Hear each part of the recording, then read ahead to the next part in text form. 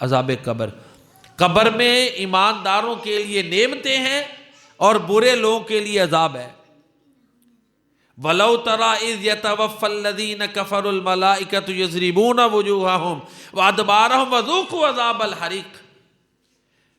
سورہ مومن میں آتا ہے، فرعون اور آل فرعون کا ذکر ہے، ان پر صبح و شام آگ پیش کی جاتی ہے۔ اس کا مطلب ہے ابھی داخل نہیں ہوئے، پیش کی جاتی ہے۔ تو یہاں سے بھی علماء نے قبر کا عذاب مراد لیا۔ النار یعرضون علیہا غدوا وعشیا، سورہ ابراہیم کی آیت ہے، 14واں پارہ۔ یثبت اللہ الذین آمنوا بالقول الثابت فی الحیات الدنیا وفی الآخرہ، یہاں سے بھی عذاب قبر مراد دی ہے کہ قبر کی نعمتیں بھی برحق ہیں اور عذاب بھی برحق ہے۔